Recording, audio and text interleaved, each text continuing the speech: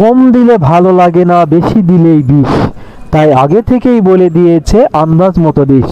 কি বলুন তো আপু, এটার উত্তরটা কি হবে? আপনার প্রথম ধাঁধা এটা। কম দিলে ভালো লাগে না, বেশি দিলেই বিষ, তাই আগে থেকেই বলে দিয়েছে আন্দাজ মতোই দিস। কি হবে এটা বলেন আপু? আসসালামু আলাইকুম আপু। আপু, আমি আপনার সাথে ধাঁধা খেলতে এসেছি। আপনি তো জানেন আমাদের খেলার নিয়ম কানুন, তাই ধাঁধার নিয়ম কানুন আর বলছি না। প্রথমেই আপনাকে ধাঁধা ধরেছি, ধাঁধাটা আমি আবারও আপনাকে বলছি।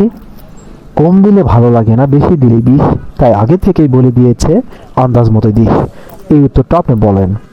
ওয়ালাইকুম আসসালাম ভাইয়া। জি ভাইয়া, আমি নিয়ম কানুন সবই জানি, তাই আপনাকে আর এগুলো বলতে হবে না। আমি উত্তরটা দিচ্ছি। আপনি যে প্রশ্নটা করেছেন, কম দিলে ভালো লাগে না বেশি দিলে বিষ, তো আগে থেকেই বলে দিয়েছে আন্দাজ মতো দিয়ে, সেটার উত্তরটা হবে, এটার উত্তর হবে ভাইয়া লবণ। লবণ ভাইয়া, লবণ যদি তরকারিতে বেশি দেওয়া হয় তাহলে বিষ হয়ে যাবে, আর কম দিলে ভালো লাগবে না। এটার উত্তর হবে লবণ ভাইয়া। জি আপু, আপনার প্রথম ধাঁধার উত্তর সঠিক হয়েছে, ধন্যবাদ। এবার দ্বিতীয় ধাঁধাটা আপনাকে ধরছি, দ্বিতীয় ধাঁধার উত্তরটা দেন।